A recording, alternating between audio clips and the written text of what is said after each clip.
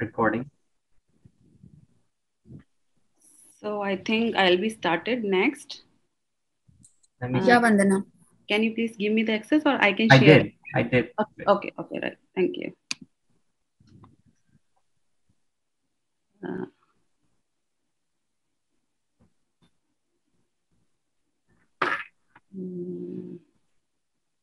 Okay.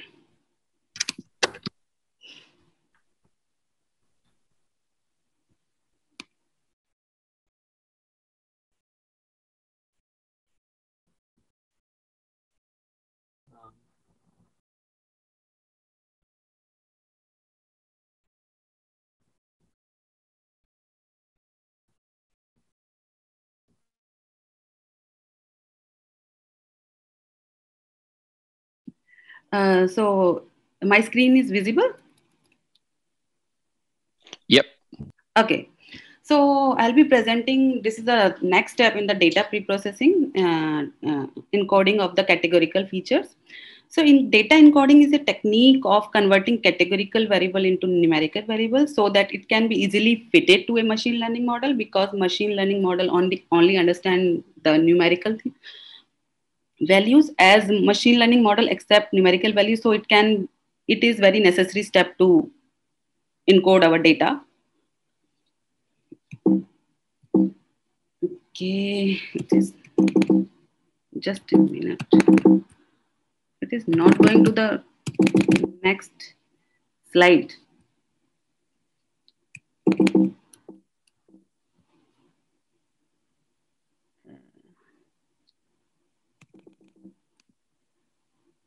I don't know what is the issue. It is not going to the next slide. Just give me a minute.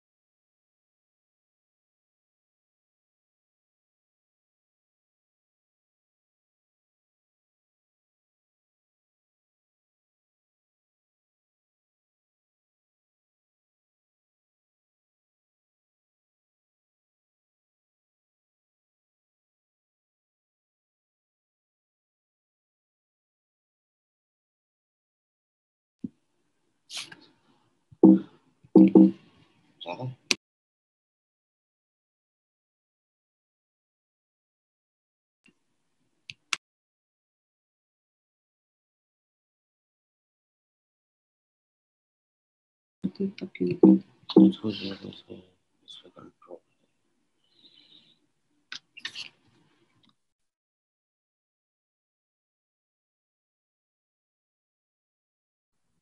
What happened? Still not working? Yeah, it is not going to the next slides. Just give me a minute. I'm figuring out. Okay, how about just to save some time, maybe you can press escape and maybe I think I'm trying different options. Well, it's changing. Okay, yeah. Now it's getting stuck. Why don't you go in non-presentation mode? At the bottom right, there's an option that you can click on that and it should keep switching slides. And I think we can still use that for now. Unless somebody has any other alternative, I don't know. I'm turning away. Yeah, just come out of presentation mode and manually flick through the slides and it should be fine. Yes. Okay. Okay.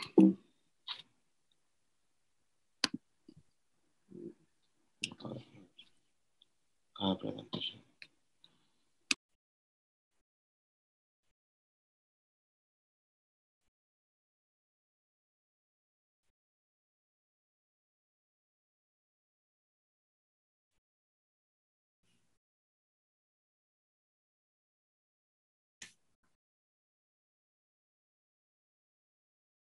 What happened? Okay.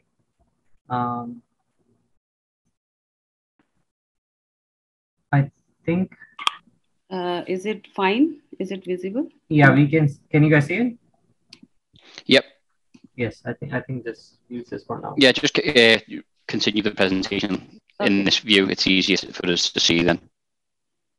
So for every slide, do I need to slideshow? Okay.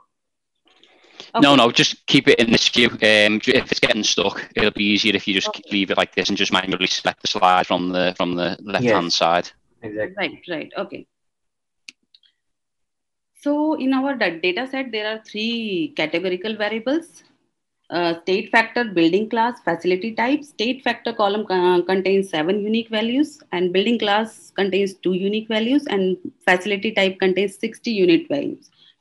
So as you can see, state factor contains the unique value from state 1 to state 11. Building class only consists of two categorical value, commercial and residential, and there are lot labels are there in the facility type.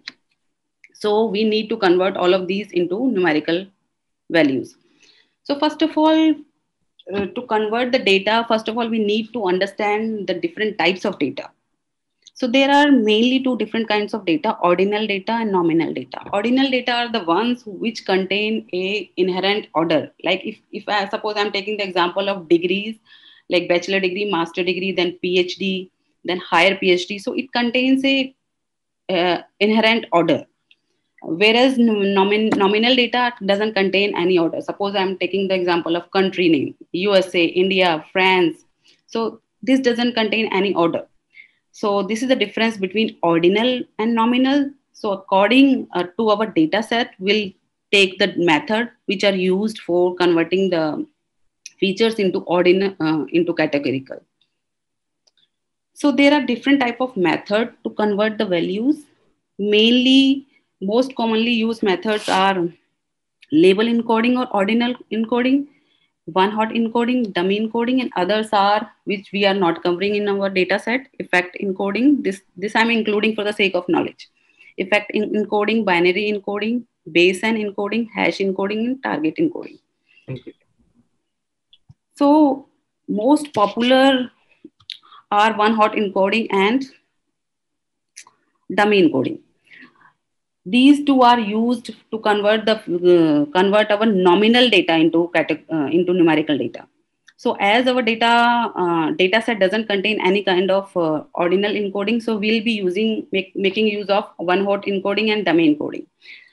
So in one-hot encoding, in this, for each level of categorical feature, we will create a new variable. Each category is mapped with a binary variable containing either 0 or 1. Whereas this one-hot encoding method is given by scikit-learn library. Whereas dummy encoding, pandas itself gives this. We can encode our data by using just get dummy method. So this is get dummy method of the pandas to encode our data.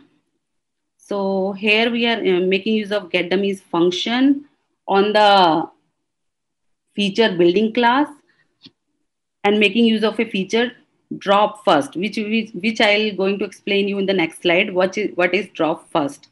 So first of all, we need to understand like what this get dummy function do. So as you can see initially, as we all know, like there are 2 kind of labels in our building class features, commercial and residential. So if I am applying my get dummy method on this feature, it will convert this feature into 2 column into my data set. As you can see, it has converted it into 2 parts, building class commercial and building class residential. Wherever there is 1 into the building class commercial, it means there is a commercial present into the column. So you can map this. So as you can say, it is converting 1 column into 2 column whenever there are 2 categories present in my data column. So, but we can make use of only 1 column here. Suppose if I'll remove this building class residential or building class commercial, still I am able to understand like, oh, if there is 1 present, it means commercial. If in building class commercial there is 1 present, it means it is going for the commercial building, and if in that column it is 0, it means that is stands for residential. So I don't need 2 column here. I can drop one of the columns from here. So I'm making drop of building class residential here, and my data frame will look like this. Because adding too many columns in my data set will also increase the complexity further while making the models and predicting the results. So I was saying like what the drop first feature is doing in my this get dummy function. Suppose if I'm making it as true, so what it is doing here is it is dropping my one column by itself. I do not need to make one additional drop method to drop that column, right? As you can see, it is making drop of building class commercial by itself. So rather than making use of 2 lines of code, we can optimize this and make this 1 line of code by just writing an additional feature into getDummy function, that is drop first and making it as true. So next is as there are only 2 columns, 2 features present in my building class type. But what if there are many categories are present in one of the columns? So in our database, like in our data set, in the facility type, there are 60 categories. So if we'll do that with the help of that one hot encoding or get dummy encoding, so there'll be 60 more column will be included in my data set. So that will increase complexity of the data set. So in such data columns, there are certain ways to encode the data. So we can group the data, or either we can choose the top 5 or top 10, depends on our data set. So in the discussion, in our discussion, we decided like we can group the data. Why we decided so? Because as you can see in this visual representation of facility type, there are more values present in multi-family and categorized feature. So we took these top features, and there are many values which are contributing none, almost 0 to my data set. So we are grouping the features multifamily and uncategorized, office, educational, lodging, and rest we are assigning it as other values. So this is the code to group facility type features level. So we are making a data frame in which we are grouping the values which are providing higher value to our data, and rest we are assigning others. So this is my data frame in which you can see we can impute the other into my facility type. So this is the visual representation of new facility type. So now we have, rather than 60 columns, 60 categories, now we can work on 5 categories. So there is, then in further meetings of our this project, we decided to mask the rows. What is masking? Like suppose there might be the possibility, like suppose if I'm taking the example of multifamily, it might be the possibility the small, in one of the row, the M is present as capital, and in another rows, M is present as small, lowercase m. So this is to mask the rows, and we decided to give, like suppose lodging. So we are making use of string.contains function in this. What string.contains function do? It returns Boolean index or series based on whether a given pattern is contained within a string or not. And we are simultaneously assigning our own value which we want to provide to that particular string. So you can see here this lodging mean lodging. Wherever the lodging is present in my data set, I'm assigning it with small letters, lodging. So by this way, we are able to minimize the category of that particular data column. So initially it was 60 category in that particular data column. Now you can see like there are only 14 categories left. So it will reduce the complexity of our model. So this is a visual representation of my 14 categories. So we are only left with multifamily, office, education, commercial, warehouse, lodging, retail, nursing home, public assembly, healthcare, food, religious workshop, industrial, and public safety. So this was the code we took to group our family facility type feature in labels. This is the same code which we took earlier. So this is the code. Initially, we grouped up our data. Now we are encoding our, initially we encode our that building type data. Now, as I said, like there are 3 columns, categorical columns present in my data set. So we encoded that building type. Now we are encoding here facility type and state factor. So we are making use of pipeline over here. So, and to encode the data, we need to import the library from the scikit-learn, one hot encoder, and side by side, we also need to import column transformer and making use of a pipeline. Here you can see we are making use of one hot encoder and applying this one hot encoder to the column facility type and state factor.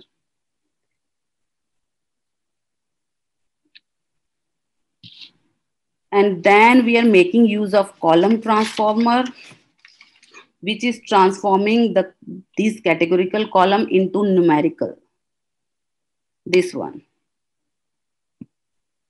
And then I'm making use of the function column underscore transformer fit underscore transform on the data set.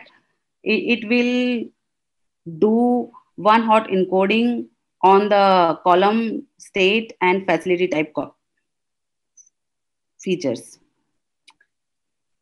And then we are creating here the data frame with the new values, with the new encoded values. And finally, we are combining our 2 data frame with the encoded one and dropping the existing column because we have encoded our data with the numerical value. So we can drop these state factor, initial column, state factor, building class, and facility type. So in this data set, we are making use of only pandas get dummy functions and one hot encoding. But here the problem we are facing is like, suppose there are 15 columns, 15 categories present in my data column. So it will create 15 more. If we are trying to encode those columns or labels, it will create 15 more columns into my data set. So this will increase the complexity of my data. So here I am making use of a binary encoder. This binary encoder, it's a combination of 2 encoding methods actually. It is a combination of one hot encoding and hash encoding, which is an advanced feature of encoding. It works well when there are high number of categories in the data set. It's a very memory efficient encoding scheme as it uses fewer features than one hot encoding. So here I'm able to encode my data on the columns facility type and state factor. Like you can see here, I'm encoding. I took this encoding table for the facility type. So here you can see there were now 14 columns present, 14 categories present in our facility type column. So if we will apply the one hot encoding, there will be 14 more data columns will be included in my data set, right? But here you can see we are able to encode the data, 14 categorical data with the help of only 3 columns by making use of this binary encoding method. So I have created I've created a Jupyter notebook on the same. We can make use of this binary encoding rather than one-hot encoding because it is memory efficient and uses less features rather than one-hot encoding. So that's it. So if anybody has any questions on encoding, so you can ask. Or any suggestions. Can anyone volunteer to ask some good questions from our slides? We Yeah. can promote some good discussion here. That would be great. Helpful. And mostly I want some inputs like on this binary encoding because I don't think we have applied this encoding in our data set for the categorical features. So like okay. Like I want some inputs on this. Yeah, I think it was good that you included the other types of encoding. Do you have any examples of when you'd use something like hash encoding at all? So hash I don't want to go into the deep, but hash because it takes time. It will take time to explain hash encoding. I will just say like maybe in the next session I'll be able to explain what hash encoding is, but I can only say like binary encoding is an advanced features which contains both hash encoding and one hot encoding. It's used where there are a high number of categories, and it is very memory efficient and also reduces the complexity of the models. So that's why we make use of it. It is recommended to use binary encoding over the top of one hot. But yes, but also there are pros and cons of every approach. So one hot encoding is a very easy and handy method to use, whereas binary encoding is not that easy method, but yes, it is memory efficient.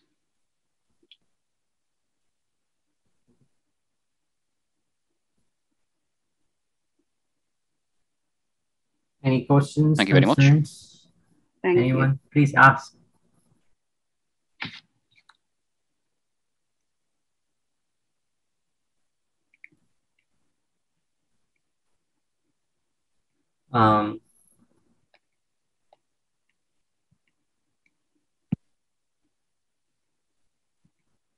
Hi, Vandana, can you hear me? Yeah. Yes. Yeah. Go ahead. You mentioned, I think once or twice, you mentioned reducing the model complexity. Is there a reason you want to do that? Because model complexity, I mean to say like it will increase our computational speed, or it will not be that memory efficient. And also when you are building the model, it will take the inputs from this data set only. So that's how model will take time to predict the results, because there'll be more number of features or columns present in our data set. Like suppose if I'm saying like suppose there are 70 columns present in my data set, so it will be easy to work on 30 or 20 columns rather than 70 columns on the data set. So complexity means that, because binary encoding uses less number of features or uses less number of columns. It adds less number of columns to the data set to encode the data. I see. So we save on time, but it sounds like it would be less predictive when we get to the test data. Is that correct? I cannot say that less predictive, but in computation wise or in complexity wise, I can say it will be not that memory efficient, and it might take some more computational time.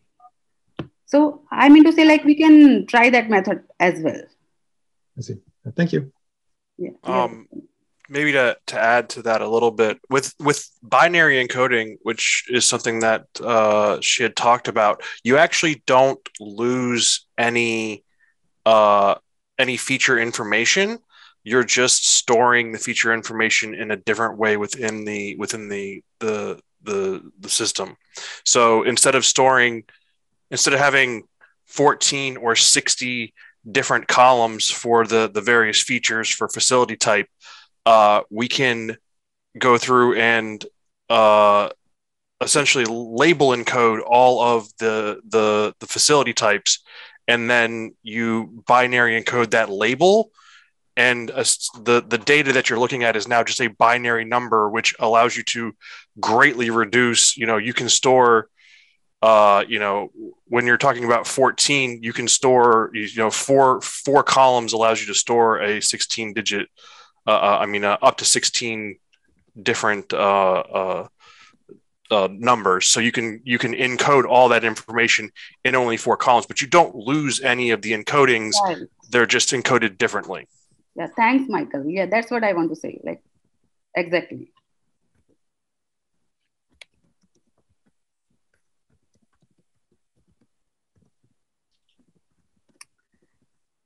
Also, I've got a question. Because our categorical data is nominal, it contains no order, why would it be an issue to use a label encoder? Sorry, please come again. Why we are not use of? Yeah, why wouldn't it be a good idea to use the label encoder on our category, like for the facility type category? So what I have learned till now, what I have read, so ordinal encoding or label encoding is used where there are when we are working on such type of data. Like suppose I have also given the example of degrees. So why? Yeah. Suppose if I'm taking the example of degrees, like masters, bachelors. So I'll be assigning the numbers. Like bachelors will be assigned 1, masters will be assigned 2, and then suppose PhD will be assigned 3. So our machine learning model will give importance to 3 more rather than to 1. So that is the reason we are not making use of ordinal imputation or ordinal category, ordinal method of transforming the variables.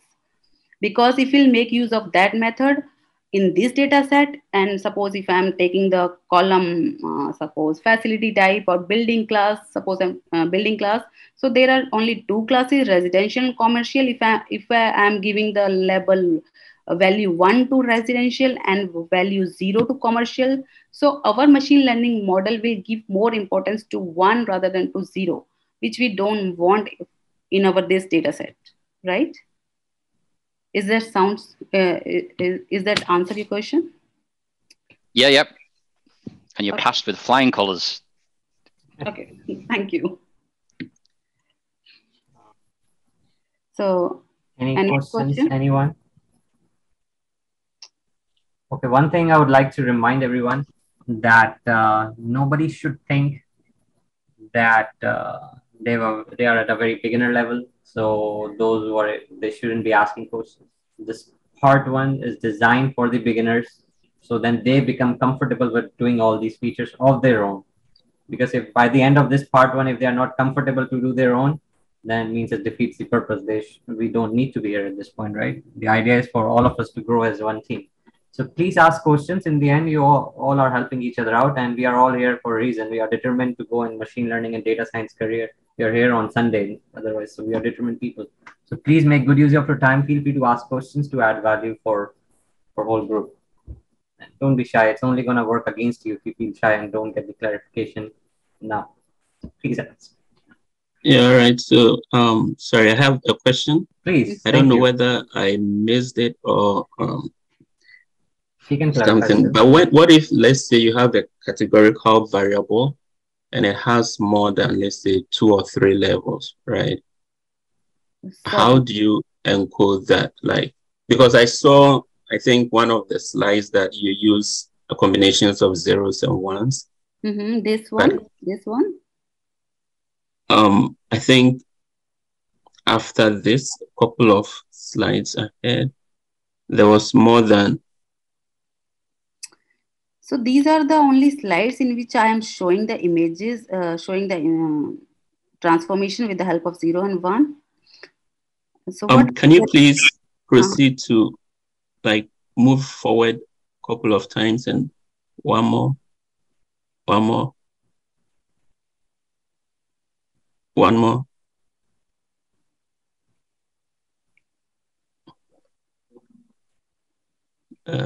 That's one, yeah. Yeah.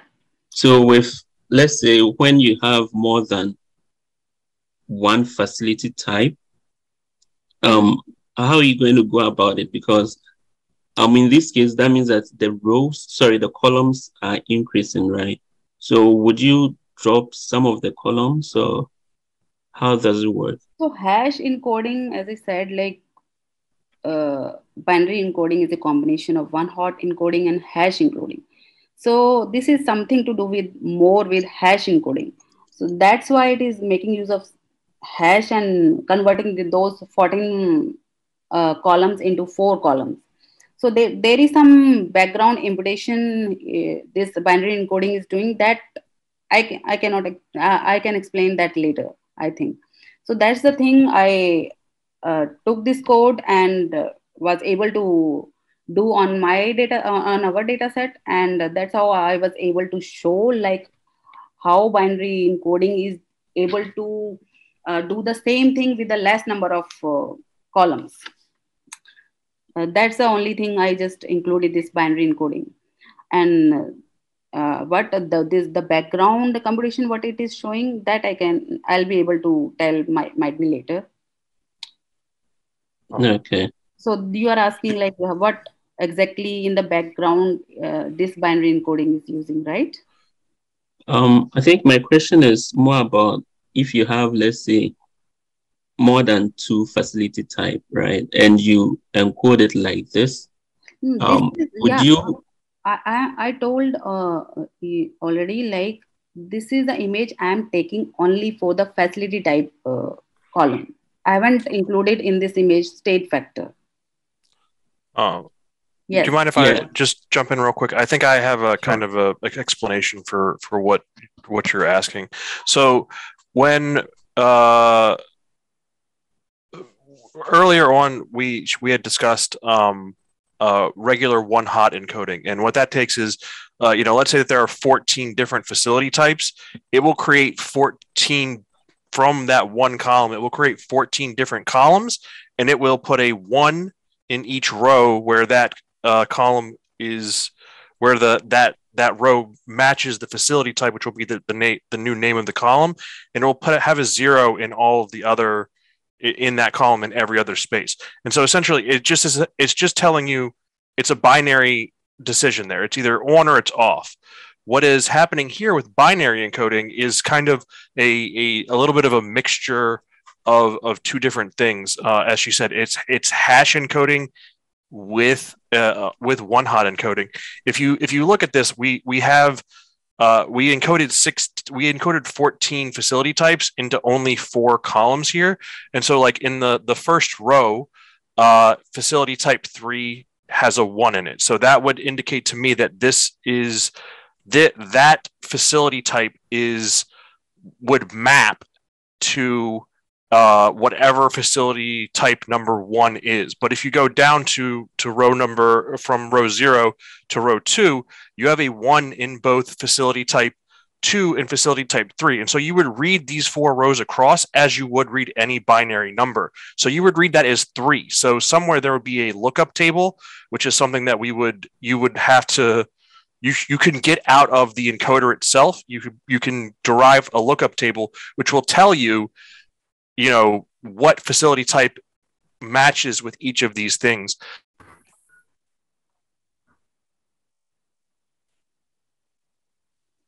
So I can say the things will be more clear if I'll include that my Jupyter notebook into the GitHub.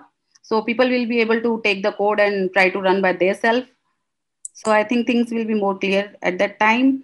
And if somebody we all want to know more about binary encoding, so I can take one extra class or to explain this binary encoding in more detail. Vandana and Mike, just to correct, so are we going to have numbers like 0, 0, 0, 0 up till 1, 1, 1, 1 for the 4 facility types, right? Like there are sometimes it will be 1, 0, 1, 1, 0, 1, 0, 1, something like this. This is how every row would look like in terms of facility, right? Right. Okay. Got it. Yeah. So it will be combination of 0 and 1. Oh, Vardhana, can you open very quick? You share your slide very quick, and now we need to move on. Okay. Somebody else to ask very quick questions, otherwise we'll move on. The reason why I'm putting a little bit efforts here is once we go to part 2, that will be quite challenging for most of the people here. At least I would assume many are beginners. So that's why it's important to understand these basics here, so then they hopefully have a solid foundation.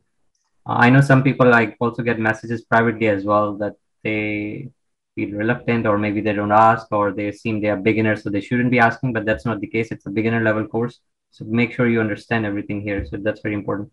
Can you share very quick, Vardhana? That slide? Yes, please. Okay. I would ask somebody to volunteer to ask any questions from that slide. If there is anything, please don't hesitate. If not, then I'll ask a few questions and then we have to move on. Just since we are recording, so it's good to ask some basic questions. Hopefully who's watching later on, they shouldn't have any concerns. I cannot see your screen. Yeah, I'm trying to, just a minute. It's okay. Does anybody have any questions? Otherwise, I guess we have to then move on then, I guess. Please. No, there's nothing from me. I'd just like to add, Michael's explanation was good about the binary encoding. It is, as he said, it is a sort of mixture of hashing and one-hot encoding, where a binary number will represent each category, and that's why, you know, it might take a little bit more computational power, but it eventually reduces the data set's dimensionality, which increases, you know, model efficiency. There is a lot of material out there on that, and it can be a bit complex when you get into the nitty gritty about it. But I'll find some nice beginner articles and I'll pin them to our data pre-processing task session, and you know, have a read of them before we start on to the next phase of the challenge. Okay, sounds good. So I will add to this. So I will say that, like, due to the massive increase to the data columns into the data set, so they'll be slow. It will slow down the learning of the model. So that's why we need to think something about like how we can like decrease the column for the data set. So this was the way, so that as you can see, you can. Are you sharing your screen? No, I'm just explaining. Okay, sorry. So there were 60 features or categorical values in the in that column. So if we'll go for one-hot encoding, so there'll be either 59 or 60 additional columns into our data set. So our learning of the model further, when we'll build the model, will slow down. So that's why we need to like look for some other encoding method. That's how like we can go for either not only binary, we can also look for some other encoding methods. Okay. Anyone, any questions? Remember, if you don't ask, that clarity you won't learn. But I think now time to move on, I guess. I assume everybody's good. Who's the next presenter? Yeah, it's Swapna and me. Oh, good. Yeah. Okay, I'm trying to start sharing.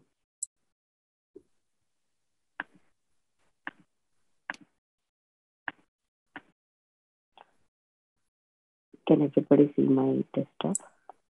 Yeah. Yep. Okay.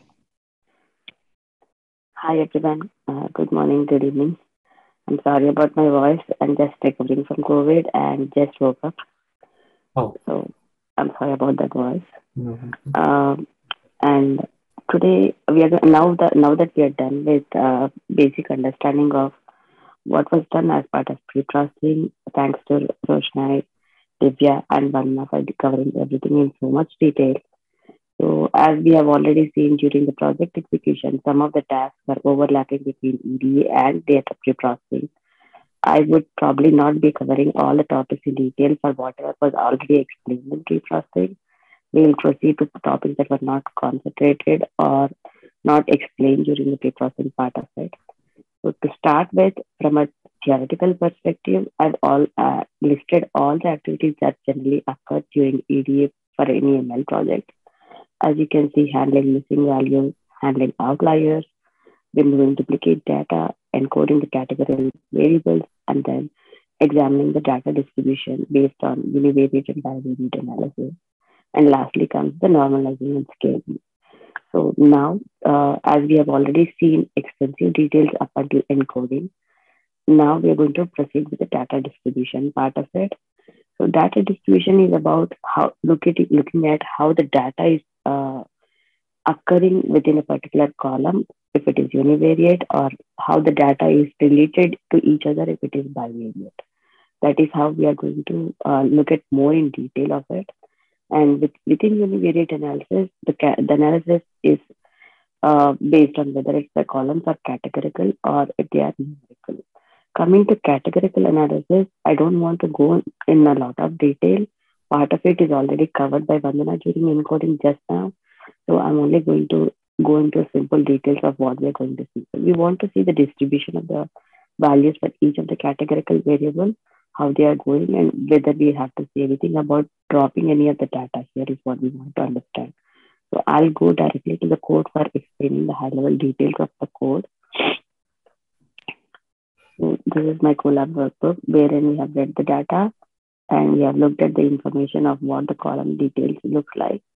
And then we have printed the categorical and the numerical features. As you can see, there is 3 different categorical features already. And then the 4th one that we converted from numerical to categorical is the year factor.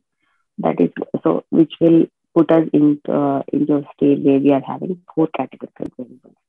So now looking at the details of these categorical variables, as you can see, each of them are all the null handling, null value handling is already taken care of. So no null values are there. And each of the categorical variables have the respective values as Vandana already showed us. So I'm not going to go into more detail of it. Now we have a user-defined function that Salman has written for us to print the bar plots based on the values, how they are spread for the respective categories. As you can see, we had the simplest columns were year factor, state factor, and building class. The only complex type was facility type, which had 60 columns. So we were separately studying them, 3 different factors, which were simple in one single row, wherein we can see that the data is distributed between state 6. Distributed between these values, wherein state 10 actually has a very less weightage in the data, whereas state 6 takes the max part of it. So in relation to each other, we don't know how they are going to represent within the data. So that will be found out when we go into bivariate analysis by trying to see if there is any need to keep state 10 data or if there is any need to drop it. And then as you can see, the next one is the building class. The building class is having a little mature enough data distribution. So we did not need to worry about it. And coming to year factor, we have 6 different values. And like we discussed, we have converted from a number to a categorical field. The values are as of left like that. More details of the analysis about that particular feature will be taken care of during the bivariate analysis by looking at the correlations and heat maps. So, and then facility type. As we have seen, the 60 categorical values of the facility type have been sunk into 14 of them by grouping them like we earlier discussed. And after grouping, as you can see, the distribution still has a little bit of biasing in terms of the values of the in terms of the weightage per categorical value. So multifamily is taking the most of it and public safety is taking the least of it. The distribution is not completely uniform or equivalent, we would say. So we have to look at in relationship with other variables to see what columns have to be kept or removed. We'll be discussing more in detail when we go to bivariate analysis. But as of now, we can see that there is some issues that we have to handle with the category. So going forward, we might see some of the values being dropped, but for now, we'll concentrate on what all we have seen as a high level understanding of this column. Facility type, we group them. Year factor, we have converted into a categorical variable, and state factor has a large population, mostly for state 10. So we have to look into more details of it later in the bivariate analysis and upcoming the numerical features. Before I can go for numerical features, I do want to run you through the basics of what we are looking at when it comes to exploratory data analysis. So majorly when we are looking at data understanding part of it or the data descriptive statistics part of it, we look at two different kinds of measures, which is central tendency measure and the variability measure. The central tendency is more about median, mean, and mode, as we know the most frequently used ones, and which were also in detail explained yesterday. So I'm not concentrating more on that. But variability measures mainly comprise of range, percentiles, standard deviation, and variance. Range is about the maximum and value difference of the particular column values that we see. And then percentiles is about, we are talking about the 25 percentile or 50 percentile, 70 percentile, what are the percentile ranges that we are looking at. And then standard deviation.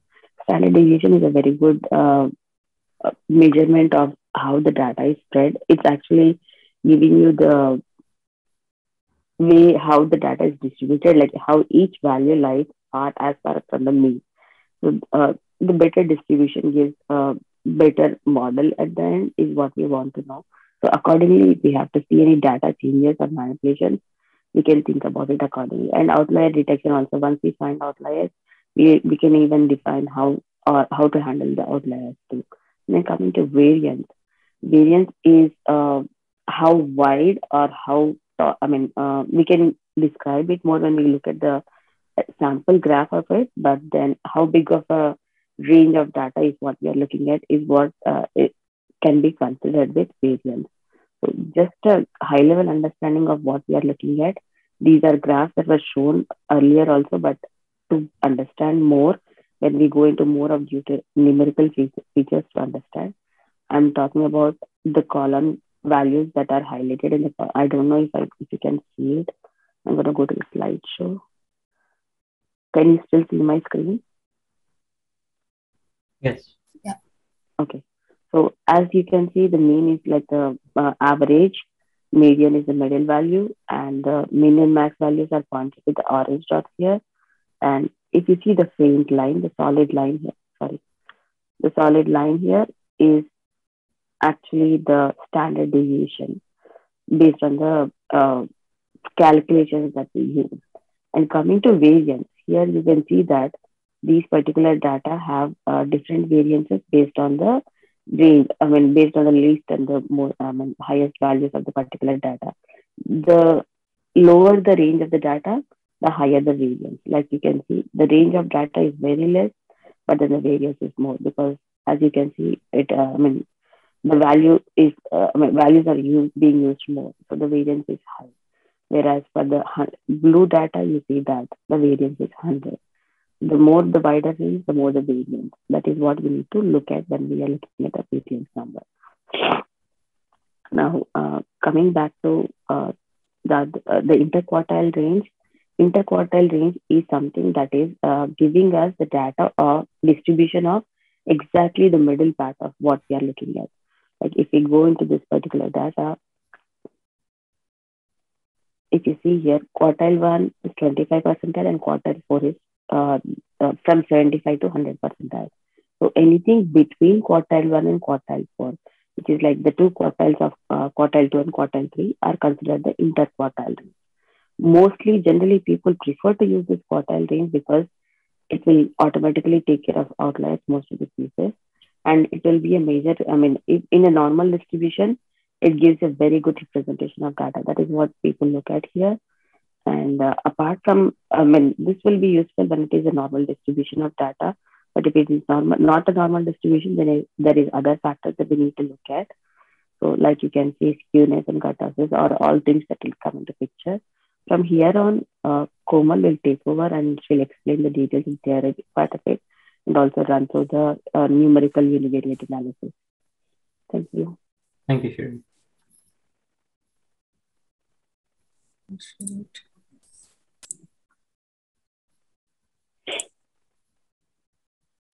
Thanks, Swapna. You guys can see my desktop, right?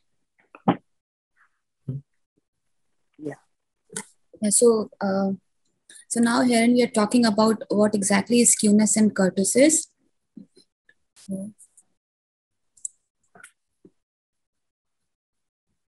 So skewness measures asymmetry in the normal distribution.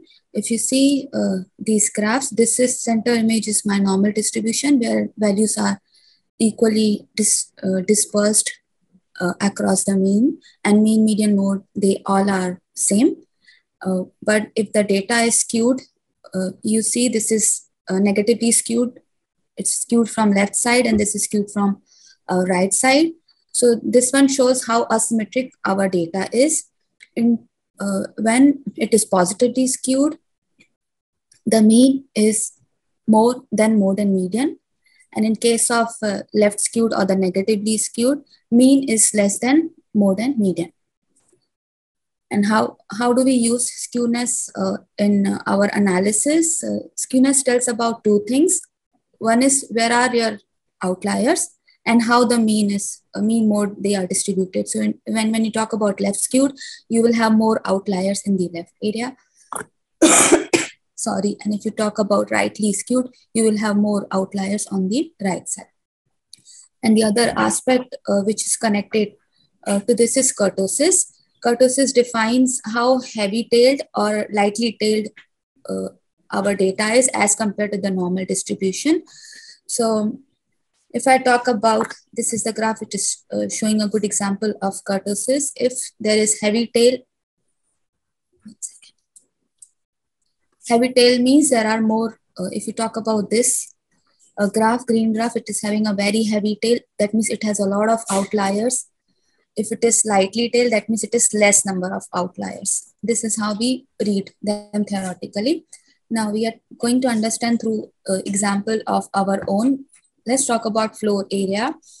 Okay, sorry, one more thing I missed, which is generally what are the normal ranges of these variables. So we would want to have skewness as closer to 0 as possible, and kurtosis, if it is more than 3, that means it's a very heavy tail data, and if it is less than 3, it is lightly tailed. So we would want them to be closer to 3.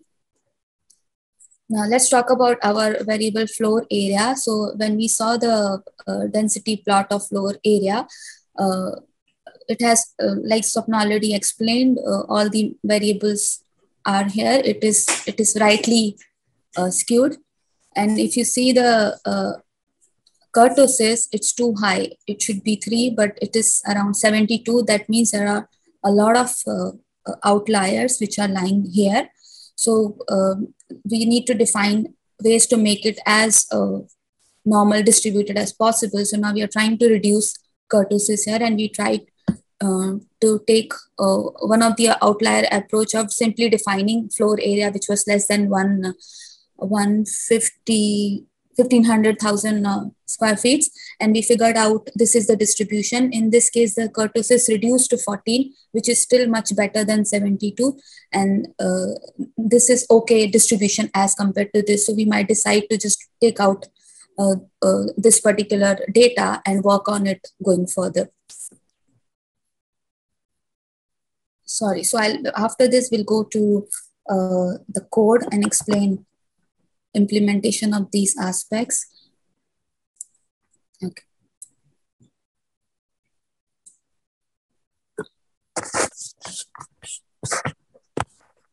Okay, so this one we already talked. The describe function gives a very good descriptive statistics of all the features that we have already seen till now. And in this section, mainly we are working on one custom function which defines a distribution of single variables in terms of min, max, median, skewness, and kurtosis, and we are running it on all the variables of our data. So starting with floor area that we already talked about. So I'm gonna skip this part. So herein we tried 2-3 outlier detection and fixing methods and figured out which one is doing best. So in this one, we did 4.5 times of IQR, and we figured out there are around 4,000 rows, which will be removed if I follow this IQR method. And the second one we tried is if you want to figure out based on a particular value, then only 477 rows will be removed. So we decided that to start with, we will take this approach. And after fixing, after taking out those values, we saw the kurtosis reduce. It is much better than the original 72. So this is a summary of the same thing. Now we are going to the next two variables, which are which is energy star rating and elevation. So if we see the energy star rating, it is the skewness is more closer to 0, and the kurtosis is also very less. So it's a very good distribution per se. And if you talk about the elevation, again, the kurtosis is too high. That means it is very heavy tailed data. So we need to figure out how do we handle the outliers here and make it closer to a normal distribution. Now we worked, we ran the same function on all the temperature variables, and we see the kurtosis and skewness are within the range, and they all are almost similar type of distribution. So we might consider to keep it just average or combine these variables to make a mean of all of these that we will decide further. And similar patterns were found in all the months data. Now the next section which we are talking about is cooling degree days, heating days, and precipitation. And if you see their kurtosis, skewness, they are also within range, nothing to worry about. So we are not going to do any manipulations on these as of now, but in the feature engineering, we will decide, are they really affecting our prediction? And according to that, we will decide if you want to keep it or we are going to avoid it. Similarly, the same method was followed for snowfall and average temperature. We do not have any major issues with skewness and kurtosis. So for now, we are not doing any manipulation to them. For days below features, similar observations were found only. Yeah, I think for this one, for 0F, the kurtosis is too high. So we might have to see if the feature is really important, how do we handle the outliers here. For the rest, they are pretty within in range. Okay, we're talking about days above 80-90 Fahrenheit. Some of them have bigger kurtosis. These ones really, depending on their importance, we will see if we really want to handle them or just avoid them. This one is too high, unnecessarily too high, and it doesn't have a lot of variance in the data also, so we might decide to simply take it out. Similarly for this, I think. For wind variables also, I think they are bimodal, and there is no problem with the skewness and kurtosis. Again, depending on importance, we will see what do we do with them. The last one is days with fog and site EUI. We already talked about site EUI. For the days with fog, the distribution is okay. Kurtosis, skewness are within range. So currently we are not doing any manipulation with that kind of thing. That's it. This ends the univariate analysis of our data set. Any questions, please? So Komal, I want to understand exactly if there are more outliers at the right side of the curve or at the left side of the curve, so how we'll differentiate between those rightly skewed outlier or leftly skewed? Like, can you give an example from this data set or from the general data? Like, I think rightly we already saw for the left skewed. Maybe I'm not sure if the year factor, I don't know if year. So suppose there are some values coming from all the years, and majority of years are from 1950 to 2000, and there are hardly 2-3 values which are from 1930 and 1920, 1910. They will be left skewed. Did I make sense? Okay. Yeah. So that would be left skewed. And if it is very far from the actual distribution that we have, we can see if we can remove those outliers. All right. Yeah. So I have a question. So how did you come up with that number, 1.5 million for getting rid of the outliers? I think it will show in the graph itself. 1 second. I think from here, like where you start, the tail is starting to show up. Mm-hmm. So my question is, why 1.5 million? Why not any other number? That's a good question. Yes. Let me go to the, I think it was Florida, right? I have to see. I think I used 1.5 million because if you go back up in the graph, yes. So I just used the visual cues in the graph. So this is technically the x-axis is in million. So which means you can see that I just narrowed it down just by looking at it. That let's try what if it is between 1 and 2. Yeah, so because it is kind of like a flat line. So I just picked a random number and hit and trial several different numbers, and it kind of like by dropping just few 400 values, it was kind of like getting less kurtosis. So that's why I did that. Yeah. So basically, you will start from here and trying to figure out, right, from the tail, where the tail is starting. Am I correct? Yes. Yes. Yeah.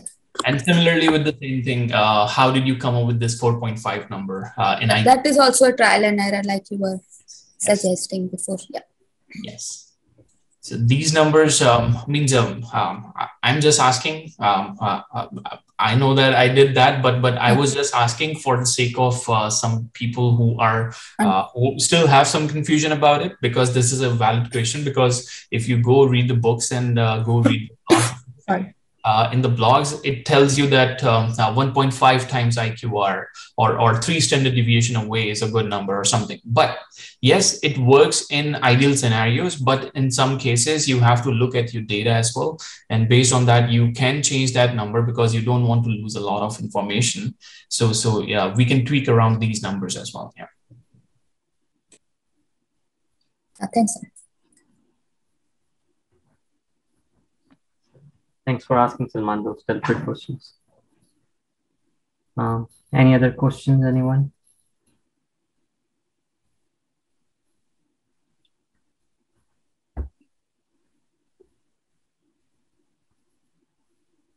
Can you scroll up, Komal?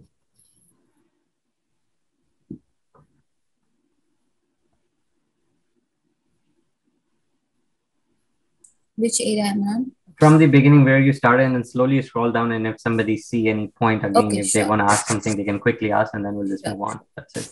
We don't want to spend too much time as well. I think this is pretty clear. The categorical. We'll maybe go a bit more on this. This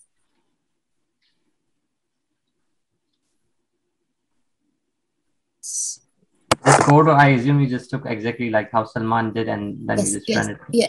Yes. Salman, you wrote your own, or you from any other source? You just from different sources? Because I assume participants will have to do their own as well later on. So typed my own, but I picked and chose several different sources, combined it together, and put it together. So I think I shared one of the example notebook, and I took majority of the stuff. I mean, I followed the step-by-step procedures from there, but I added and tweaked some things of my own, and from several different other sources, because there are so much material available. So yeah. Yeah, thanks. No, I saw that notebook. I deliberately asked, so at least those who don't know, they now they should know. Okay, scroll down, and otherwise let's just move on, I guess. Yeah, so here I have one question. Yeah. So it might be for everyone. So like whoever wants to answer, like, so there might be outliers which might be good for our model building or the data set in specific, but how do you know, or how do you determine that you want to keep the outlier or you want to discard them? Like on what basis you make that decision and why? Good question, by the way. Salman and Rich, I think you guys can better answer this one particular one.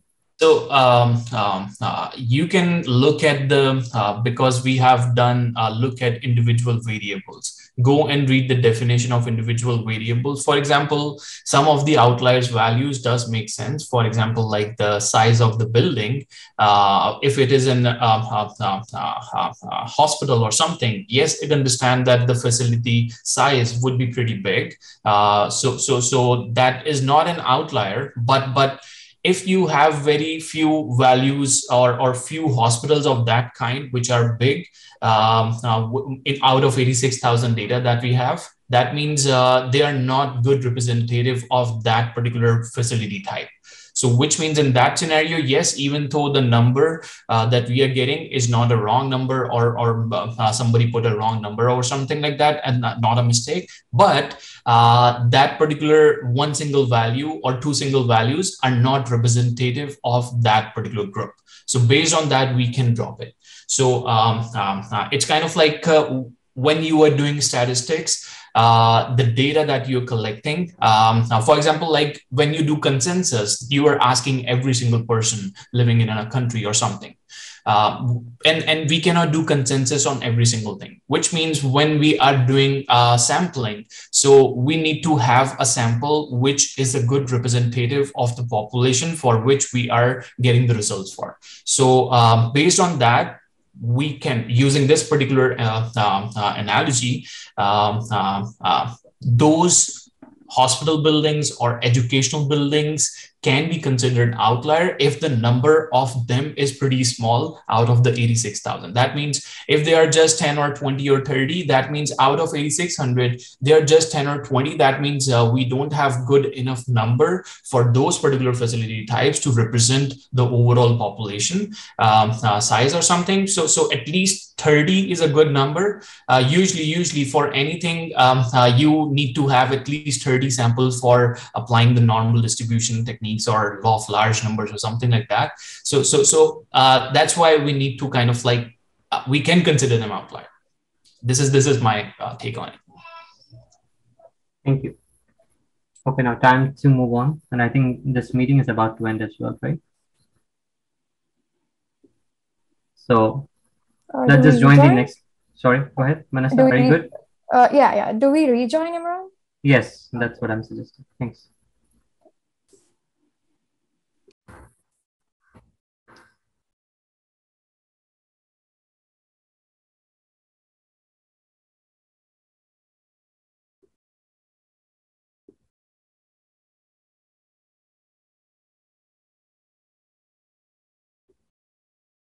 Okay, Manasa, is it your turn now?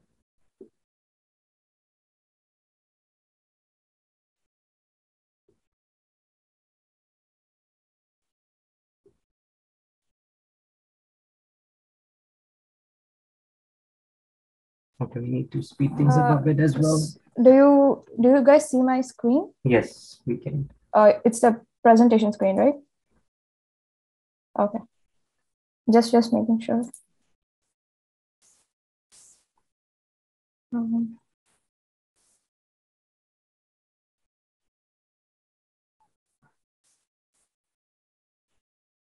You see my screen, right? Yes. Can you make it to presentation mode? Like a bigger screen. I'm really bad at PPTs. So can somebody tell me where the presentation mode is? Go to slideshow at the top. Slideshow menu at the top, beside the animations. Yeah. Yes. Yep. Okay. Yeah, got it. From the beginning, if you are starting from the beginning. I think current slide, it will be, beginning will be. Oh, yeah, maybe current slide, yeah. Go to slideshow.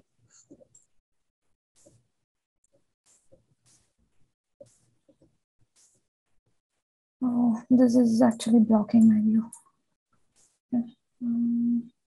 From on the very left side, from current slide, you can see. Go to the left. Go to the left. No.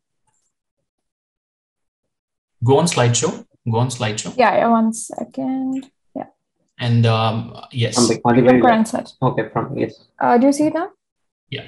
So why does it showing? I guess that's a feature. I guess why does it show something on the side as well for next? It's okay. Just move on. It's okay. Works. We can see it. Can everybody see it? First slides. Yeah. Yeah. Okay, good. Let's start. I don't know. Give me 1 second. Sorry. It's okay, Manasa. I have like. I don't know which screen I'm trying. Change your monitor settings or something. So you are able to see, right? Yeah, we are good. Focus on the left, Manasa. Focus on left. Yeah. Yes. Thank you. Okay.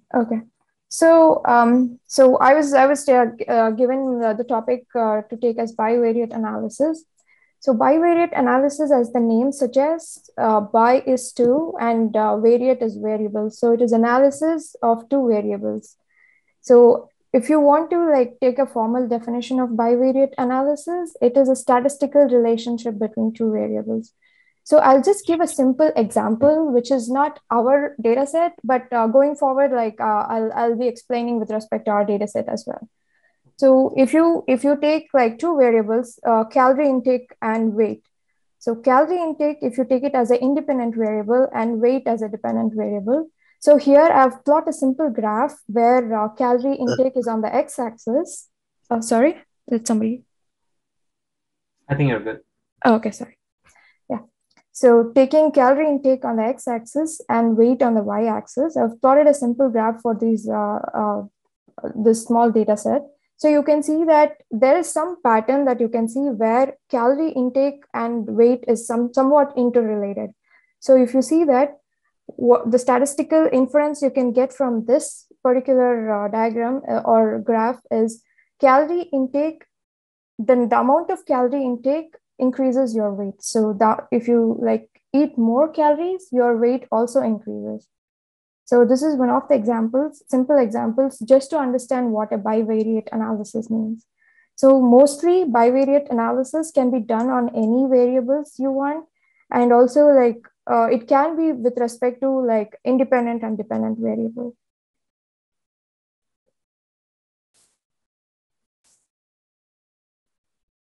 Okay, there are like 3 types of bivariate analysis with respect to variables.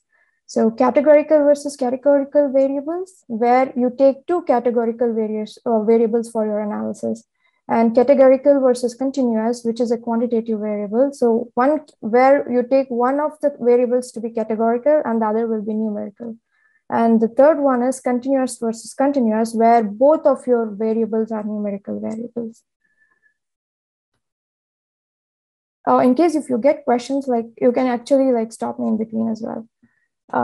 So the first type of bivariate analysis is your categorical versus categorical. So in our example, so one thing you can consider is count plot is one of the best option in order to like do a bivariate analysis on categorical variable. So that's one of the best visualization plots you can find, which gives you the observation of each categorical variable in the form of bars. So in our case, in our example, what we have visualized here is like state factor, building class, and facility type. So here it gives you like the count associated with each and every state factor. And also like with respect to building class, it will give you the count of like both both types of buildings, commercial and residential, you can get the count of each of them. And it's the same for facility type as well. So here the facility type, so we have actually grouped and condensed. So this graph was plotted after we have condensed into the 14 facility types. So this is the code associated with it. And the second one is your categorical versus, so this is another one. So this, why I put this graph as well is, so here I'm trying to like plot two types of categorical variables by grouping one of them. So by considering one of them as grouping agent. So here I'm plotting facility type on the x-axis, and also I'm using the hue option to group with respect to state factors. So if you can see here, so multifamily homes, state 6 has a lot of multifamily homes when compared to other states. So whenever you have a larger data set and you want to visualize multiple things together, you can use hue as an option for grouping. So that is the best way. So if you have a smaller data set, it is easy to plot different graphs. But when you have a larger data set, it's much easier to visualize like 2 or 3 categories together. And the third one is your categorical versus continuous variables. So one of them is your, so one of the things you can use is the bar plots in order to show your numerical versus the categorical variables. So where you are going to plot one of them in the x-axis and your numerical on the y-axis, or vice versa, depending on how you want to look at your data visually. So here I've actually plotted like facility type on the x-axis, and y is your site UI, which is your target variable on the y-axis. And this shows like which facility types, I mean, here basically you can see like which site UI, the values are higher for which of the facility types. And I've used bar plot from CPON for this. And the last one is your continuous versus continuous variables, where I'm plotting like both the numerical variables on x and y axis, and also I'm trying to group with one of the categorical variables. So here, the best way to like for analyzing for doing a bivariate analysis or a multivariate analysis on numerical variables is to use a scatter plot, which gives you like a proper picture of how the data is scattered with respect to each other. So here I'm using energy star rating on the x-axis and site UI on the y-axis. And I'm also using facility type as grouping. So you can see like different color formats that is being scattered, and you can see like how much data is scattered with respect to site UI based on the facility type and your energy star rating, which one has more values and stuff like that. Okay, so this is one of the like important things which I wanted to discuss. So whenever like we have spoken a lot about correlations, right, in our data, like even Salman has spoken and Rich has spoken. So like how we have to choose like data features, or how you like which one has more importance with respect to other and which doesn't have any importance with respect to your target variable, and so on and so forth. So that's when this correlation concept comes into picture. So correlation is nothing but it's trying to derive a relationship between variables. So this is one of the very good definitions which I found out. So you can see in one of the links, which I have also mentioned, so where I picked it from. So Yalu Shah was one of the statistician who has given this definition, where it says correlation analysis attempts to determine the degree of relationship between variables. So like at what degree each variable is related to each other. So in order to understand correlation, there is also one other concept that comes into picture, which is called causation. So what is causing what? Whether this particular thing is caused, if A is causing B or not. So if A is a cause and B is an effect, then you can see they are correlated. So this is one of the cool examples which I found on Analytics Vidya. So here you can see like there is a dry, hot and sunny weather, summer weather. And whenever there is a dry, hot, sunny summer weather, you can see ice cream and sunburns. There are two things that is happening. So people might be craving for ice creams, or there might be sales of ice cream, more sales of ice cream. So you can like take it in whatever insight you want. And the other one is like whenever there's dry, hot, sunny and summer, you'll end up with sunburns. And when you see a data set which has both ice cream, sunburn, and the weather component in it, so you can see ice cream and sunburn both are correlated. But when you think about it, neither ice cream is causing sunburn, nor sunburn is causing ice cream, right? So here, only the dry summer weather is causing for the craving of ice cream or sunburn. Though they are correlated, but they are not causing one another. So do you understand what I mean? So if you say X and Y are correlated, then X and Y may or may not have a causal relationship. In this example, it is not having a causal relationship. Though they are correlated, they don't have a causal relationship. So ice cream is not causing sunburn here. So the other thing you can think about is if X and Y has a causal relationship, then X and Y are correlated. So if you think about an example, so if you do workouts or exercises every day, then there is an impact on your weight, right? So that is a causal relationship, and that's the reason your exercise is correlated with your weight loss. Make sense? So Manasa, I have a question. Like, yeah, sure. This is a 3-variable relationship, causation and correlation. So can you tell us one example related to our data set? Like I'm coming to that. Okay, point. Okay, right. Yeah. So in our data set, so if you think so in our data set, if you think about temperatures, so you have so for one of the causal relationship I can talk about is seasons. So you have your months, your January, February, March, April, May. So you can as Rich said on the other day, that you can actually like group them into seasons. Instead of having it as temperature, you can group them into seasons. So January, February, March, you can group it into one season, or like June, July, August, it is peak summer. So you can group it into peak summer. So if you see so whenever the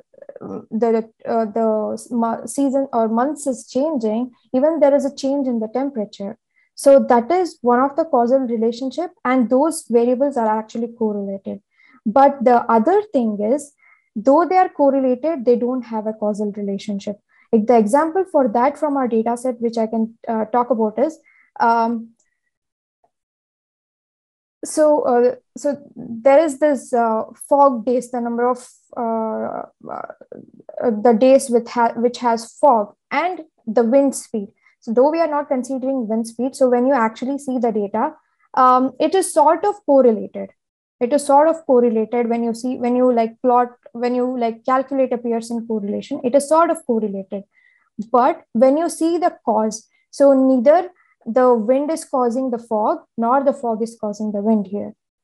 So that is one of the relationship where two variables are correlated, but there is no causal relationship between them.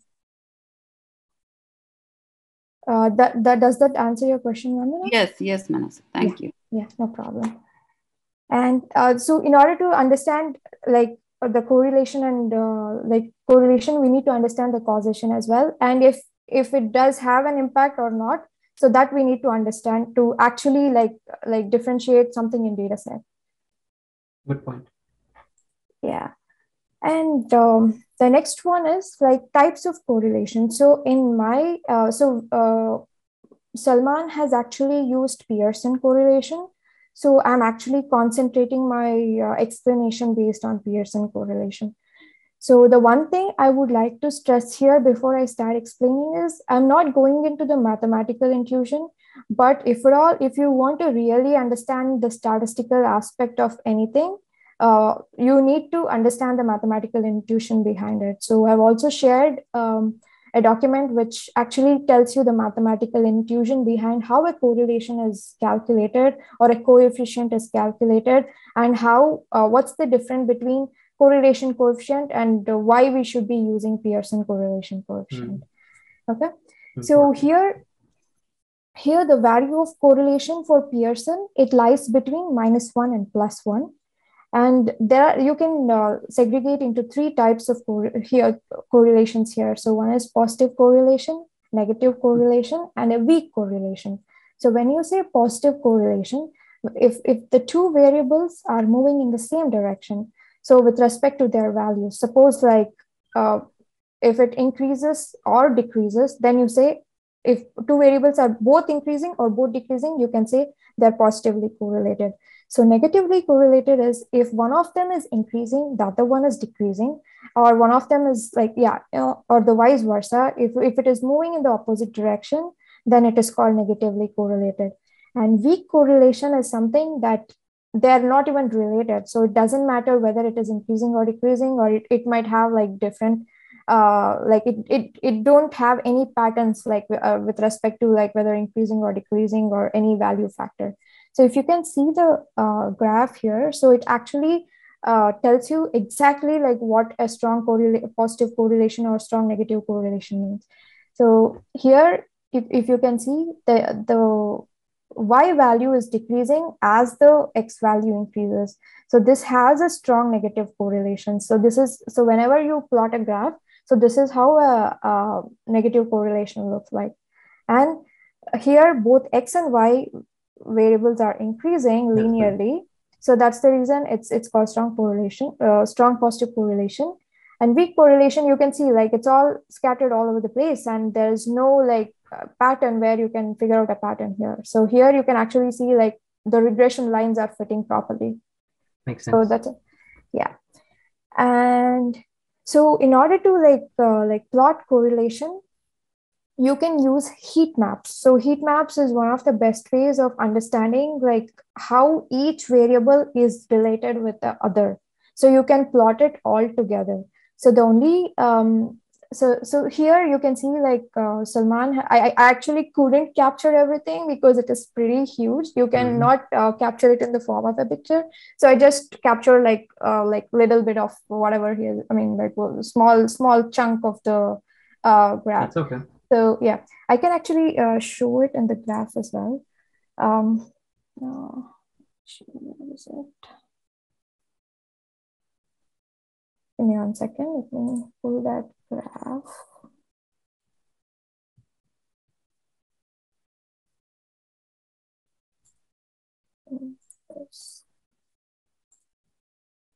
Oh yeah, here we connect. So you're able to see my yes. collab, right? Yeah. So if you see in the collab, so Salman has used the correlation matrix here, and he has used Pearson correlation as the method where he wants to plot. And here you can see the actual correlation values. So here, like 1 being the highest correlation and -1 being the negative correlation for that. And in between values, you can actually see like how each numerical variable is associated with. So whenever you see like 1, it is January minimum or like January minimum temperature. So like if you see 1, so you are reading the same variable. So obviously it will be correlated. That's the reason you get this value. So you can actually ignore that diagonal because it doesn't actually make sense. So whatever is there like below or above, you can actually consider. So for me, so the one thing I noticed in my learning is whenever your data set is large with a lot of numerical variables, plotting a heat map is very confusing. So whenever you are like finished with all doing your feature selection, then plotting a heat map would make more sense because it will show you a more better visualization of how heat maps looks like. Because whenever you see here, you have to actually keep scrolling and doing. So I also plotted another simple heat map where you can see the values here, but still this is all condensed and it is very difficult to read. So it is better to plot a heat map after you have done after you have reduced your features. That will actually make it look much better and readable. So that's what I have, that's one of the cons. I felt like that is one of the cons of plotting a heat map. So what I did was actually so if you understand data, if you have more insights, like how the data is represented, or a more of a 85 or 90% understanding of the data, you can actually plot, you can actually print a quick correlation values here. So what I did was I did I printed 4 correlation values. So if you can see, 2 of them is negatively correlated and 2 of them is positively correlated.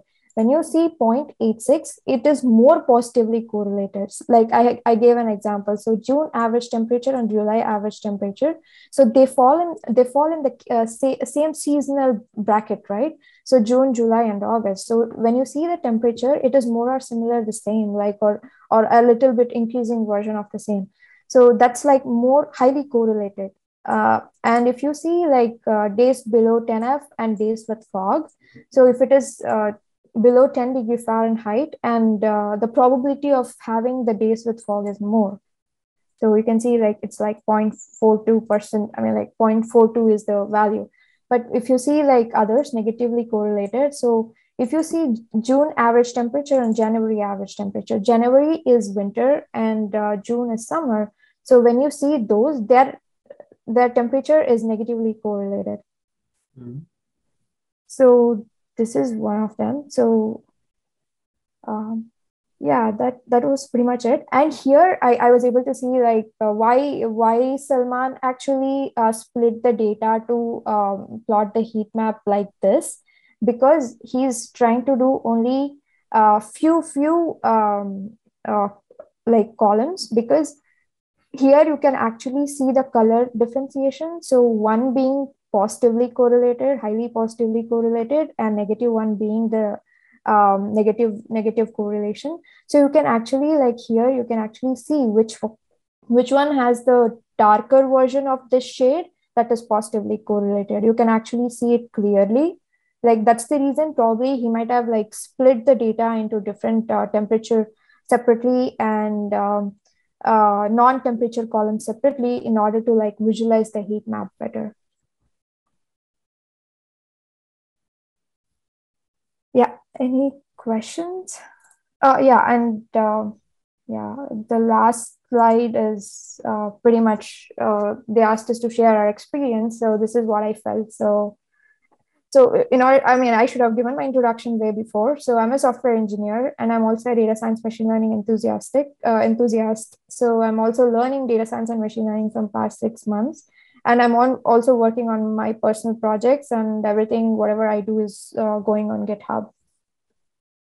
So my experience with respect to this project is FOGL. It's fabulous, organized, and great learning.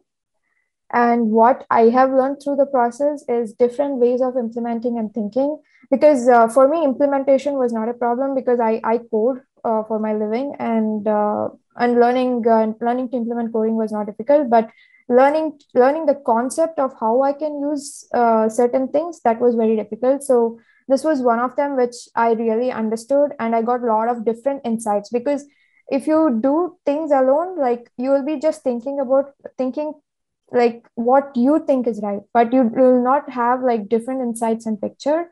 So this is what I have got here. Thanks for sharing, Vanessa. Yeah, appreciate it. Okay, no time to move on. Anyone has quick question? Otherwise, it's already too late, so I think we should move on.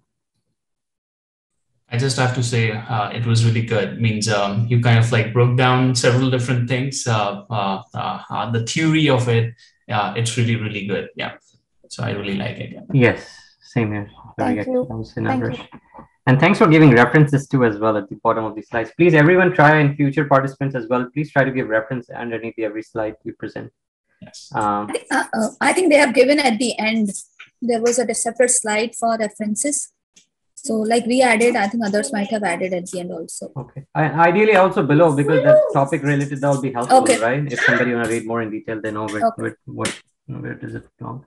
Okay. Who's the next presenter? I am. Okay. Please, can you start? All right. So I'll try and share my screen and see whether it works. Okay. Can you please see my screen? Yes, we can see your screen. All right.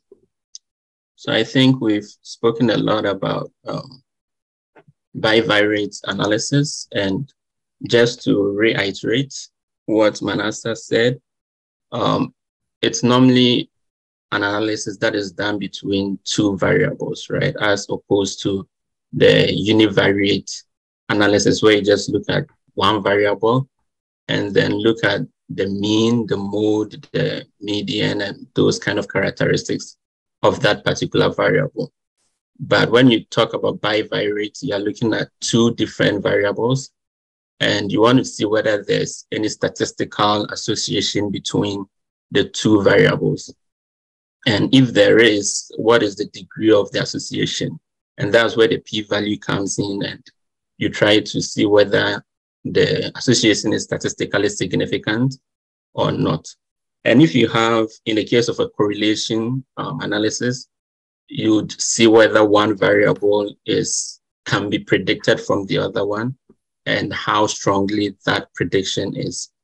So for this particular presentation, I'm going to be speaking more about hypothesis testing.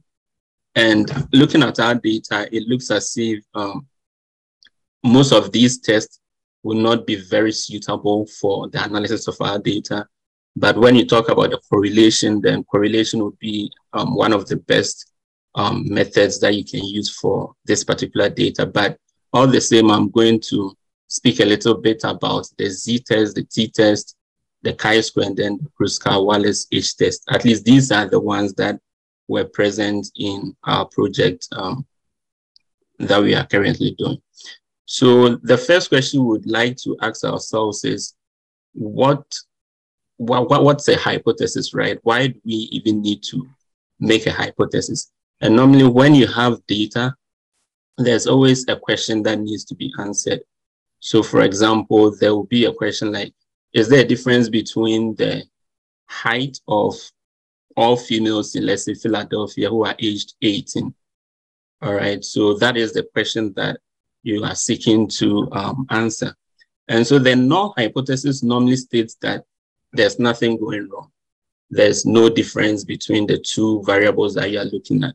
So if it's two means, it's going to say that there's no difference between the means. In other words, the difference between mean 1 and mean 2 is 0.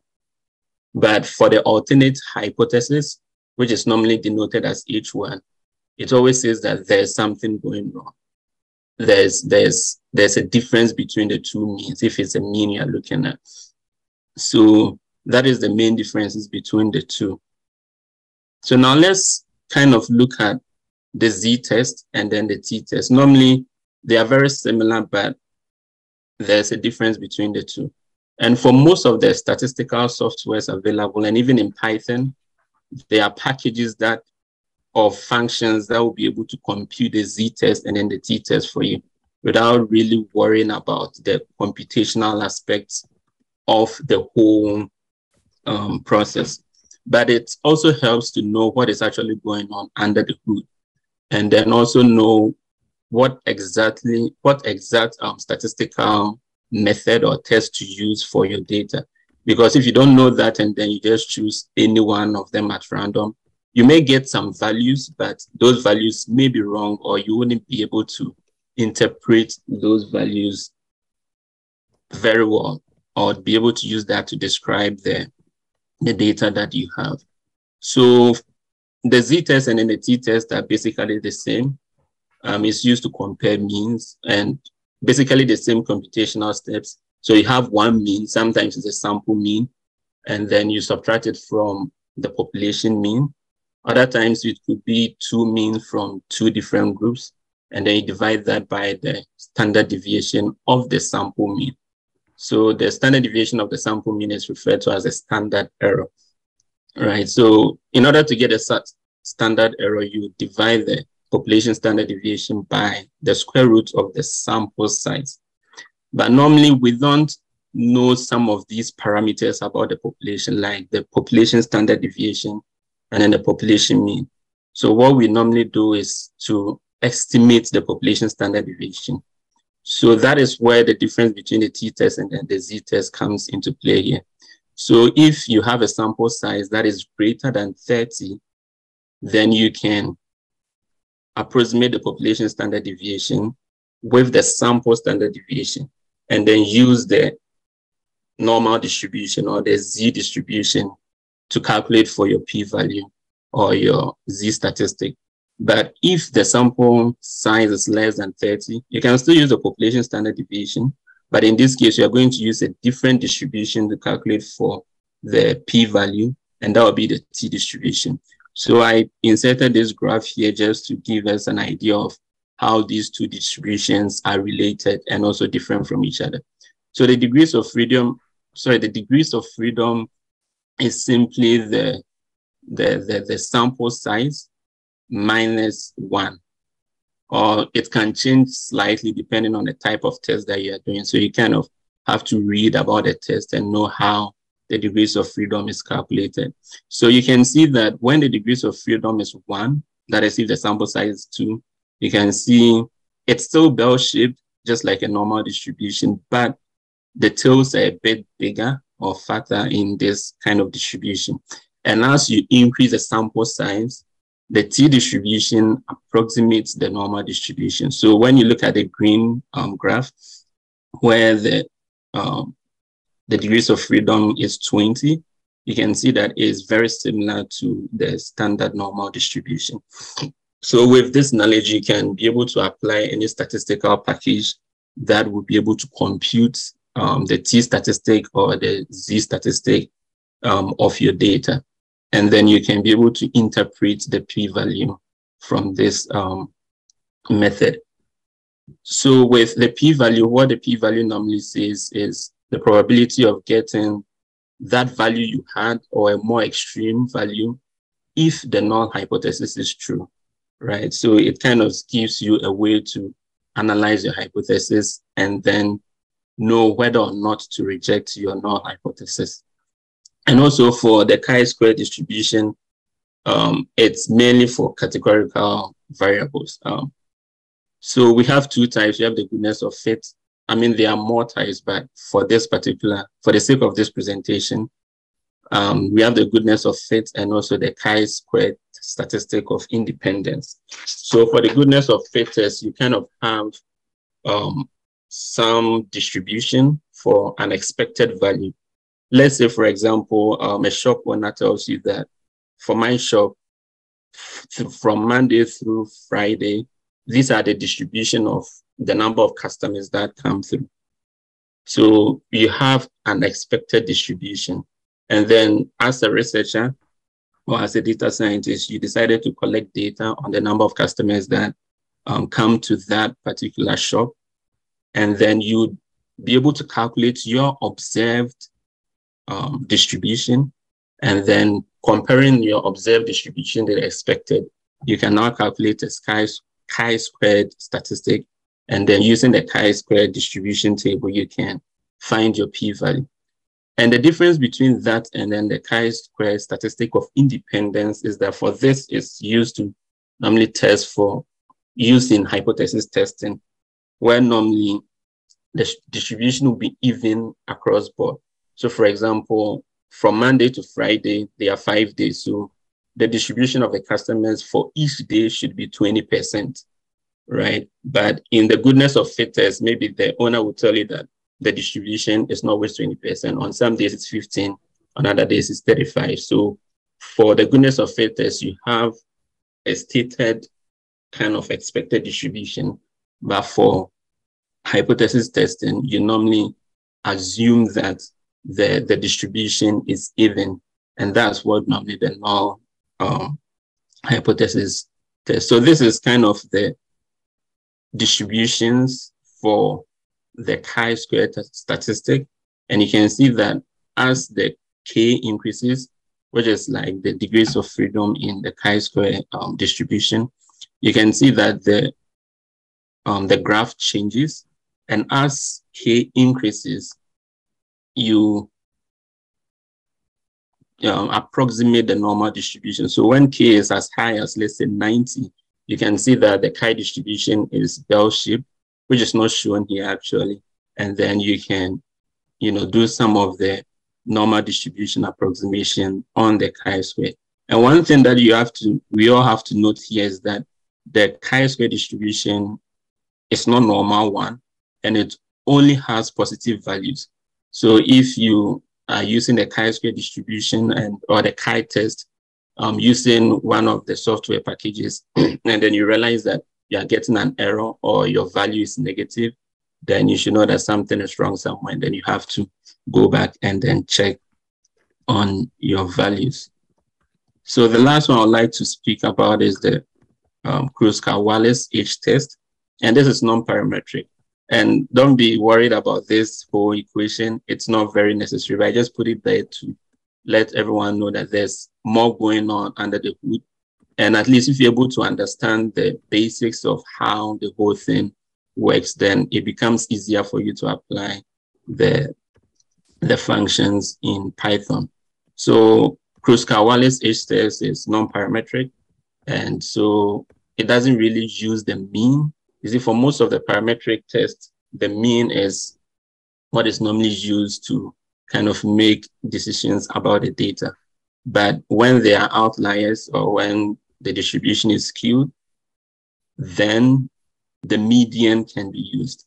But in the case of the Kruskal Wallace H-test, all the values are rank ordered.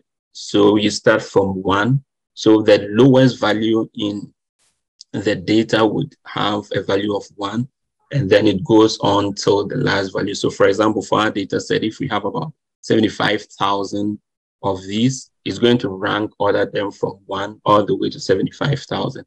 And then using this formula, a similar one under the hood, is going to calculate an H statistic. And then using the degrees of freedom, you can have your p-value and then make a decision about your data. So basically, these are the statistics that were presented in our project. So I just want to go through them briefly here. And with most of these tests, you can get them from this particular package here.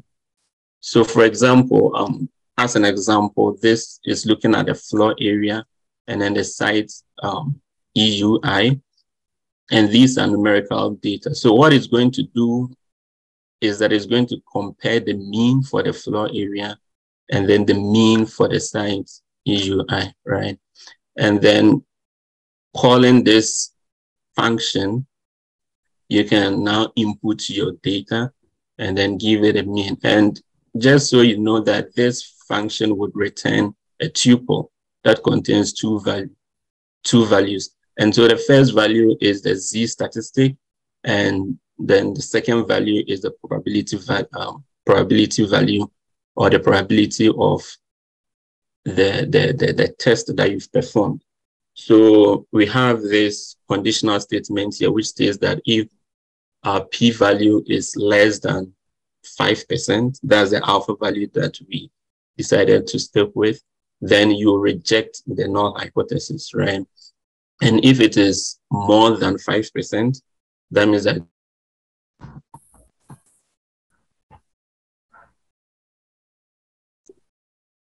all right, so I've given you access. Yeah. Okay. I was so immersed in the explanation, I forgot about the timings and everything.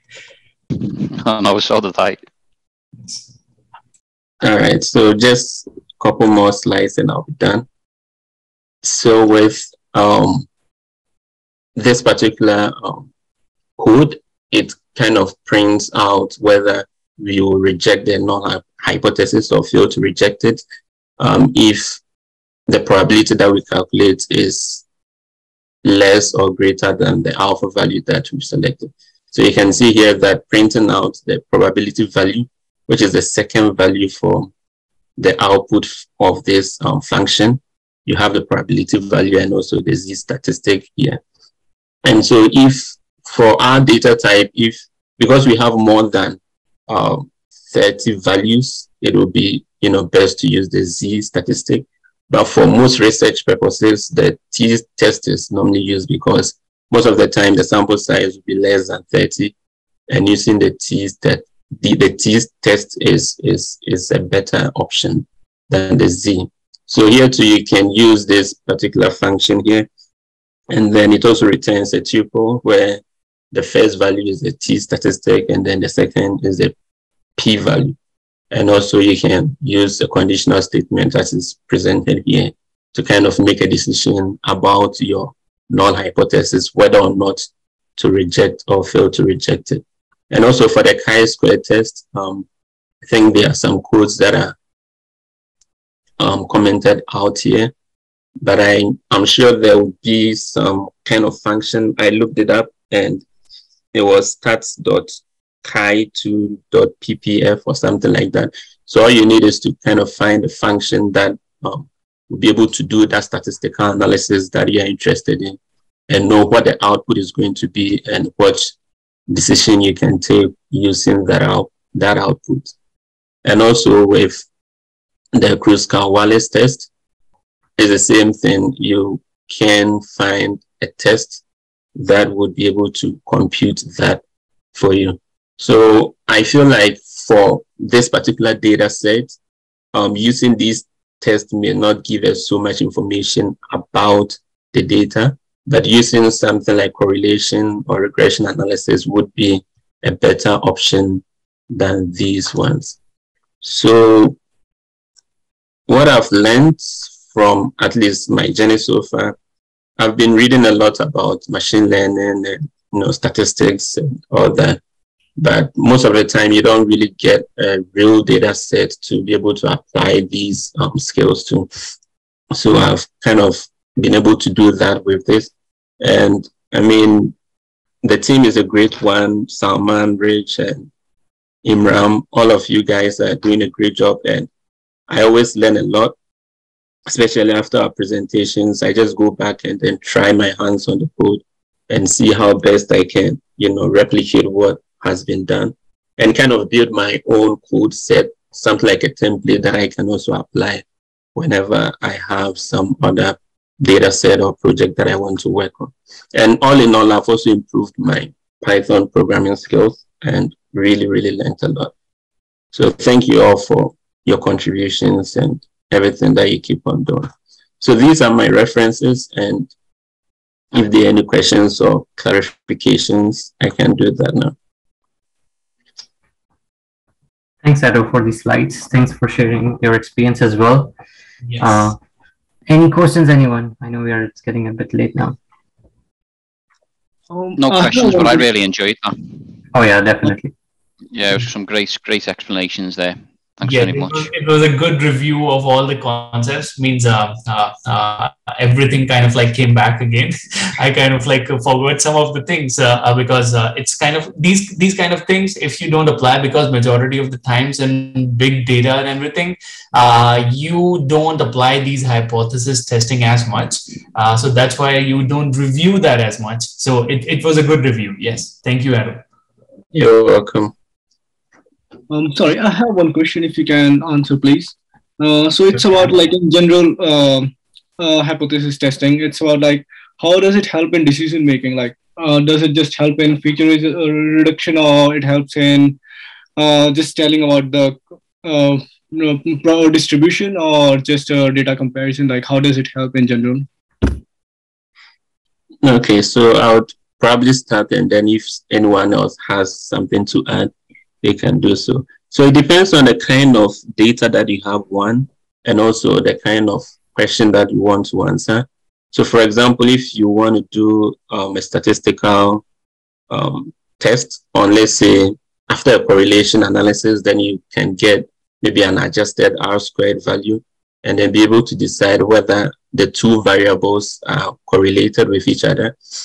Or for example, if you have an experiment going on, you have two groups, and then for one group, they take a particular drug and the other group takes a placebo, or let's say no treatment, then you want to find out whether, for example, the drug is to reduce blood pressure, right?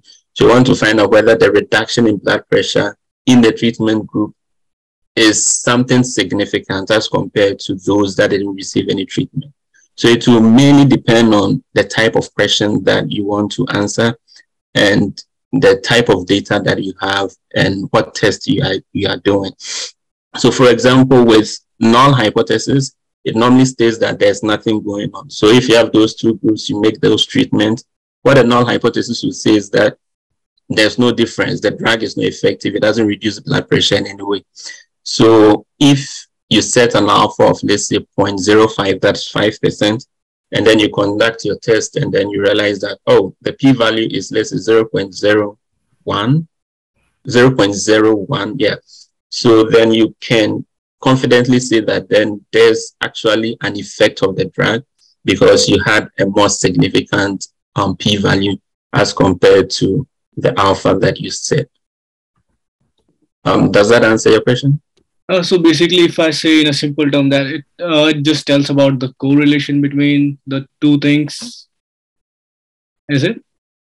Say that again. So as I was saying, like if in a simple term, if I say it is just like it tells about the correlation between two things, like if one thing is happening because of one thing, or is it something? Yeah. So if you're going to use, let's say, a correlation analysis for those two variables, then you can say whether the correlation is significant or not based on the adjusted R squared. And sometimes you can also perform a hypothesis test on it to kind of obtain a p-value and then make a decision based on that. Okay, cool. Thank you. Yeah, the hypothesis testing, it very much depends on what business question you're trying to answer. And it not only sort of lets you understand your data a bit better, but it also helps you to try and find what you're going to be testing for in the later stages when you're building that model. So there's no really right or wrong answer in what's the purpose of the hypothesis testing. It just depends on the business question you need to solve and the data you have. I use it a lot to sort of not only, you know, figure out where I need to go with my data and what I need to do to find the answer, but it also helps understanding your data a bit better, especially if you don't have the necessary background in it. So the example that was given was medical data. You know, my background isn't in medical sort of scenarios, but I would then, you know, come up with a couple of questions which I could test on the data to get a better understanding of that data, and therefore go forward, you know, with the context of the data, and I can then build a better performing model based on that understanding. So yeah, it you know, hypothesis testing is used for a number of things. They're just the kind of things I use it for. Thank you, Rich. Thank you. Any questions, anyone?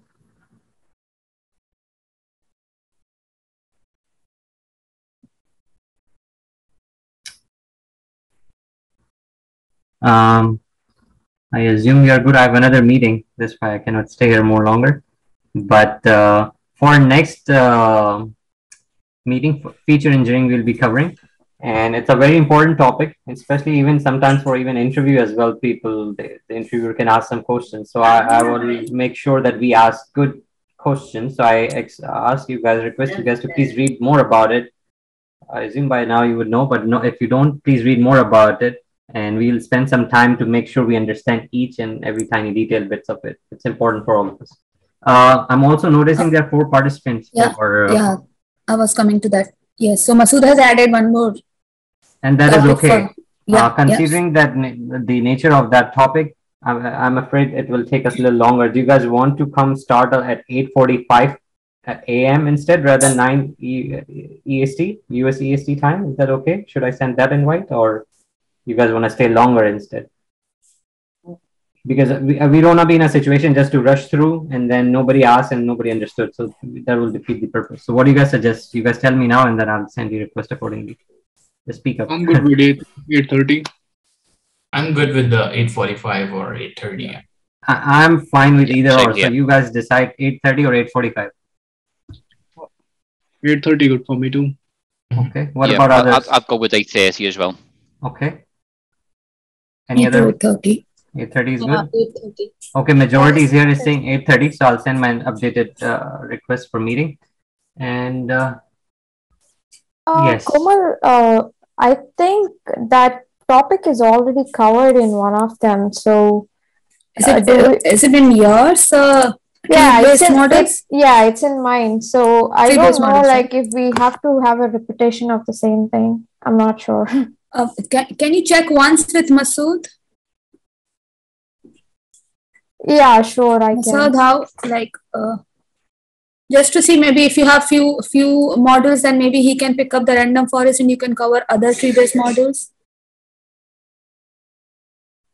I need to check, Komal, because I was prepared for tree-based random forests only, but I'm not sure. Random forest only. Yeah, because I worked on it before in my previous projects. Oh. So, yeah. So, will you be able to talk to him once to see what he's doing, or you want me to pitch in?